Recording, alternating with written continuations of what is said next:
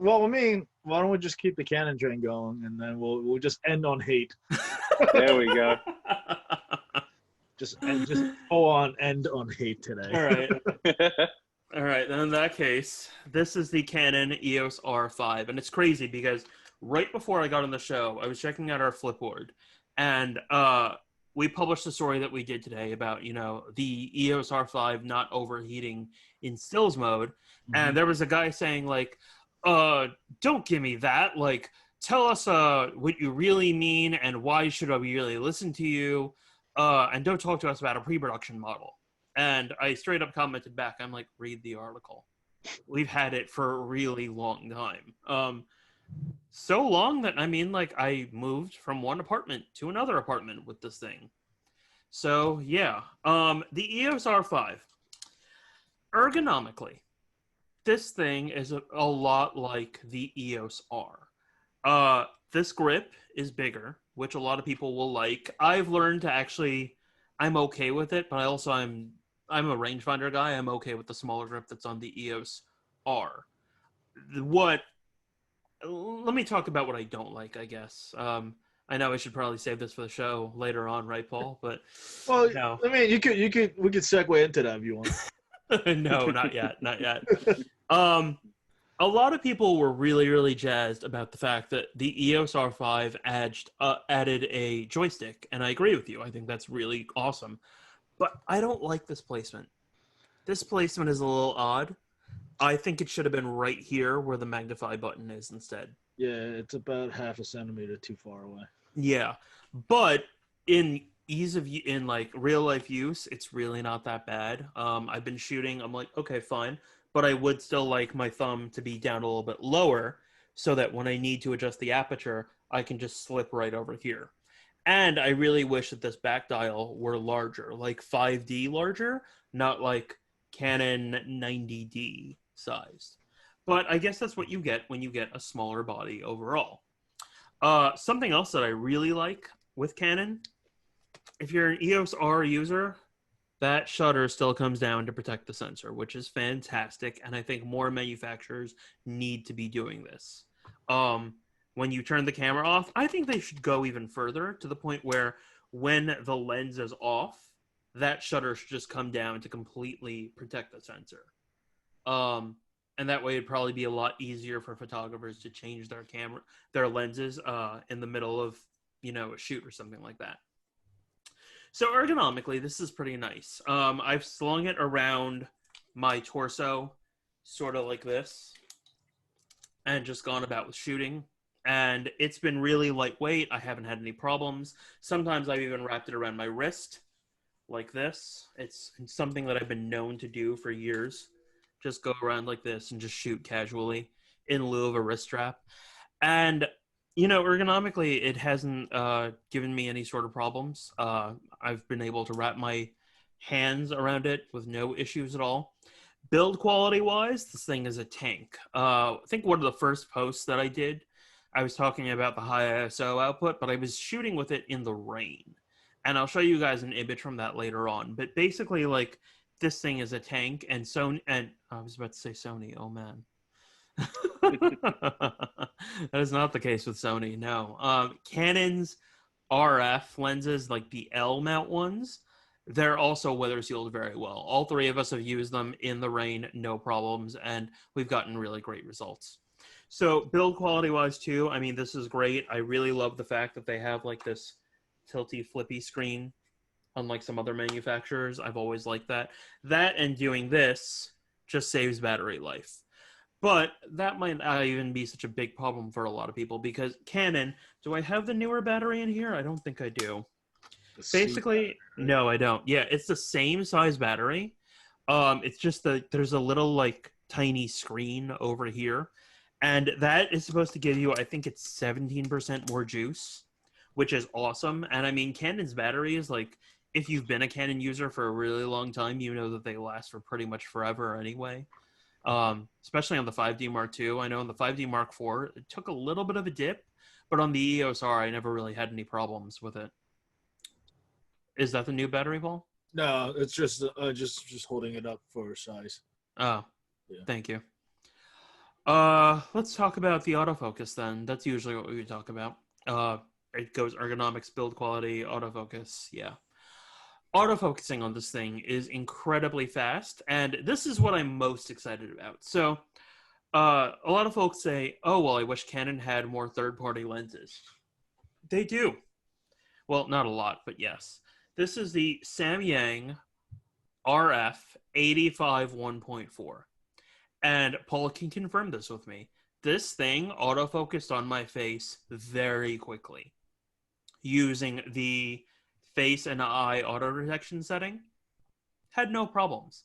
So with third-party lenses and with first-party lenses, it's very quick to focus. I haven't had a single misfocus yet. If I have, then it's probably because of the fact that I haven't chosen the right focusing setting. Like there is the small setting and then the larger setting and then like, hey, this entire zone and this entire zone. And then you can move this entire zone up or down or vertically.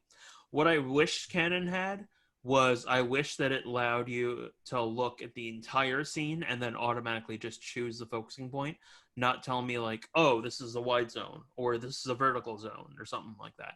It doesn't allow you to do that. And I've always found this a little odd, but whatever. I guess they each their own. Canon might fix it later on. They used to do it with like the Rebel series and like the 5D series, but they haven't done it with the R series yet. But maybe that might come. So let's get into image quality with this thing. Let me share screen. And can you guys confirm? Are you seeing it yet? Mm-hmm. You see that? Is that Queens Boulevard? Yeah, it's Queens Boulevard. Is that Queens Boulevard? Looks like it. No, that's Broadway. Is it? Yeah, that's Broadway. Sorry, when I opened that up, I actually had all of the images from the R6 that I had loaded up. Either way, so this is handheld, and I think that this was at like 1.2 seconds. But I guess later on I'll show you more of this, but it's very impressive like how long you can handhold this thing for. This, some pho, which was pretty fantastic, and unfortunately there's cilantro in there. Pardon? You're killing me right now with that. Hey man, it's not far away from me. It's at Phoback, and I think this whole bowl was like, I think Tyson paid like $7 or $8 for it. Yeah. It's huge. But yeah, it's not like Mama Pho, the way it used to be in my old neighborhood, but yeah. This was shot with a 24 to 105, and I think I was shooting at maybe ISO 1600 or maybe even a 400. Those are, I usually go for like film ISO settings. But yeah, this unfortunately was a piano that was smashed outside of my old neighborhood. Oof. I don't know why someone did this. This is me like shooting from a car. And that's me doing a selfie with this thing because I decided, hey, why not? Still was able to get my eye in focus, no problems. And this is handheld. I think I was shooting at ISO 400, and I was still able to get a very sharp image. The colors on this thing, they're pretty good. Canon, I feel, has never really had a dynamic range advantage versus like Sony or Nikon or anyone else. But they have the color game really good. This is in Astoria on the waterfront. This is in Flushing, New York. Or Fresh Meadows, one of them. I'm forgetting which one. So this is my neighborhood, my new one. This is handheld. And I love the fact that you can get the cars zipping by and still get everything else perfectly sharp. Let me see if I can zoom in right now. There's compression issues right now, but yeah, trust me, this area is tack sharp. Mm-hmm. Nice. Yeah. Let me go down again. Like handheld, you can get this. And again, this was in the rain. Yeah, this was from that first week that I got. I think the first 2 nights or something like that. Like, this camera is a beast. I think this was 25,600 or like 102,500 or something like that. It's super clean. You can see some grain, but like I wouldn't really sit there worrying about it. I haven't printed it yet just because The printer, I only got that set back up, and I'm probably going to need some more ink for it. I'm going to have to ask Canon for that. But pretty solid performer in high ISO. Not really having any problems with it at all. Also, with autofocus, still pretty great. Man, I miss this street. Still the high ISO samples, they're really, really great. This, you know, I really wonder how a Sony sensor or a Fujifilm sensor would have handled this. I don't think it would have been very much different. Maybe you would have probably gotten some more cloud detail, but otherwise, I mean, the color gradation is fantastic, and that's what I really care about these days. Like, I feel like more manufacturers need to put a bigger emphasis on color gradation. I know Fujifilm does, but the rest I don't feel it really do. Yeah, those clouds are gorgeous. Man, yeah, those colors are fantastic. Yeah. I can still sort of get this. This is me and my buddy Brent. We were walking around the neighborhood, and I decided I saw that. I was like, huh, it's cool. It's just a yard. That's Brent taking a photo of me. Let's see how the compression is being handled. Yeah, you can still see I'm very sharp there in the eye. Got some grays in the beard too. This is some random street stuff that I was shooting. Oh man, not wearing a mask. Don't get me started. Still really nice colors. Like, take a look at the oranges, the yellows. You can see some yellows and, you know, there, and the watermelons and the purples. Nice. Just do it. I thought that was cool. This is a really interesting plant. I don't know what it is, but like it's got like bluish, purplish, cerulean almost leaves. And I was a little afraid to touch it, but I touched it anyway. And I was like, okay, this is really nice. It'd make for a great shot. And of course it did. And that was a straight out of camera JPEG? Yeah, these are all straight out of camera JPEGs actually, because we don't have the raw yeah, those yet. colors are gorgeous on that. You know what I'm really impressed by? This looks like film. This is the 24-1. No, this is the Rokinon 100mm f2.8 macro. That's a manual focus lens, and I use the focus peaking to focus on the sky. This looks like film, like the color gradation over here. Well, I like the that light. Well, that's not so much light league. I'm assuming that's a sun on the corner. Yeah, it's a sun. But you know, because I had the lens hood on there, it was controlling the flare. But if I took the lens hood off, I'd get more flare. It would look even better. Embrace the flare, man. Yeah, man. It's just I'm so used to using a lens hood, but you're right. More stuff from the Astoria waterfront. So this is the Rokinon 85mm f1.4. Paul shot this image. This is the second portrait we shot. This one is not focusing on my eye as well. It's focusing more on my glasses. But yeah, this one does. Light from your phone was tricking it. Yeah, probably. But this one focuses right on the eye. And look at the bokeh on this thing. It's pretty gorgeous. I think you were... Pardon? I was to say, that's excellent. Yeah. I think this was ISO like 1600. Paul, that's what you were shooting at? Well, according to your naming, it says 400. Oh, well, there you go. Yeah. So Paul, a guy that's usually, I'd say coked up on coffee, I guess is the right term. He was able to handhold a non-stabilized lens. Yeah, I can't even see my name right now because it's blocking. Well, Zoom is blocking. Yeah, these are both ISO 400. Yeah, that makes sense. So yeah, overall, I'm really liking this camera. I don't really have any major problems with it. The price is a little high. I'm gonna admit that, but I think that for everything that you're getting and all the technology that you're built in, and the fact that I'm even saying that, like Canon and technology, for years we sat there like knowing that like they didn't really care about technology. They were just writing on their name. But you have a lot of tech in this camera, and it's doing a great job. I will be shooting some video with this. I'll tell you guys about whether or not I have issues in video modes with overheating. I'm pretty sure I will. But if you really just care about it for stills, you're not really going to have a problem. And honestly, like the 5D series, correct me if I'm wrong on this. I saw a lot of professionals use the 5D series, but I probably have seen more hobbyists using the 5D series than I have seen professionals using the 5D series. Like, you'll go out to Yellowstone or you'll go out to somewhere else, and you'll see these hobbyists shooting with a 5D series camera in auto and just enjoying it and having the time of their lives. And you probably see that a lot right now with Sony. Like, I remember before quarantine, there were these European tourists around and they had like an A9 and they were shooting with an auto, and I'm just like, man, what are you doing? It was awesome. But yeah, no, it's kind of crazy. Siri yes, thought that I was talking to her just now. some of the earlier 5D models too, like you can get them for pretty affordable prices now. So.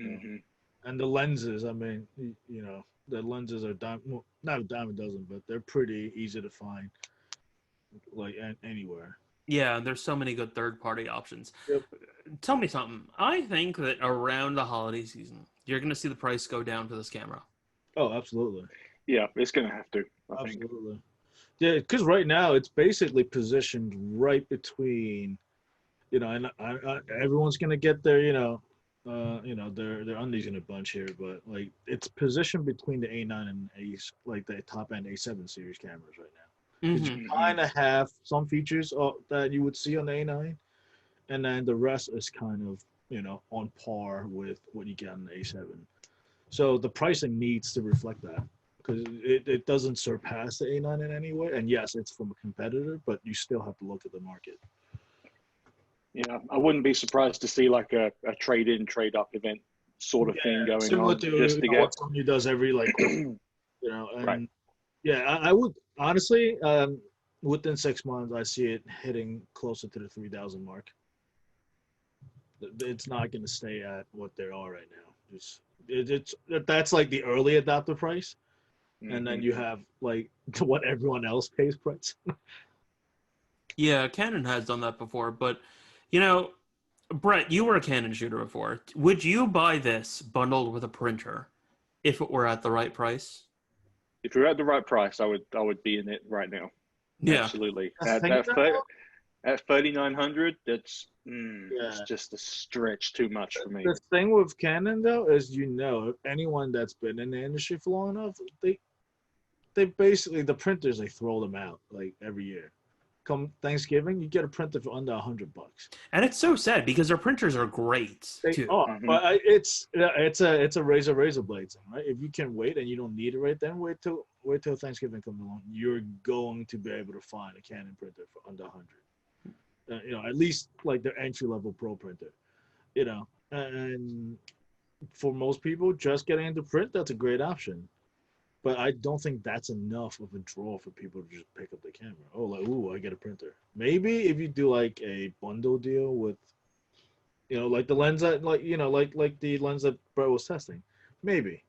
But if you're already going for the, you know, the R5, you're probably already gonna invest in, you know, some heavier duty glass. So it's gonna be challenging. No, Yeah. but I do think that lenses will sell quite a bit this holiday season because they're more affordable. Yeah. Also, the system desperately needs new glass. You know, it's good to see them coming out with finally like matching all the bodies with actual, you know, lenses that are, you know, excellent performers so far. Yeah, they need a cheap 50-1.8, you know, like a nifty 50 still. Yeah. Yeah, I'm sort of surprised like, it's been that long, you know, because the 35 came out at the same time as the RP, didn't it? I believe. I'm surprised we've waited this long for a 51.8. I thought the 35 came out with the R actually. Did it? Okay. It was one of the first lenses announced. I remember because I was testing it on. No, I tested it on the RP. Yeah, because they did kind of the reverse, where it's all the top end L glass first, and then now you see the cheap stuff. Which, you know, I kind of see why they went with that strategy, because if the people that are already going to buy it are the early adopters, so if they're going to spend the money on the cameras, they're probably got deep enough pockets to spring for 1.2 glass anyways. Yeah, but also, I mean, that 28 to 70 f2. Like they launched their really innovative stuff first, and then like now you have that 800 and that 600. So we're gonna have to see what happens, you know. Yeah, but we're seeing the 1.8 glass come out now, like, you know, or the f2. Because, you know, their cheap 85 is an f2. Mm-hmm. Yeah. So, you know, we haven't gotten that in yet, but you know, we'll be sure to tell you guys about that once we get our hands on it. Yeah. Yeah, so I mean that might be the thing, and like maybe Canon like 1.8s are the thing of the past. You have one f1.2, and then you just go to f2. Who knows? I hope that's not the case. Yeah, I mean they've done stranger things. Yeah, I know. Like also having an 85 1.4 L mount, but L lens, not L mount. But yeah. All right, let's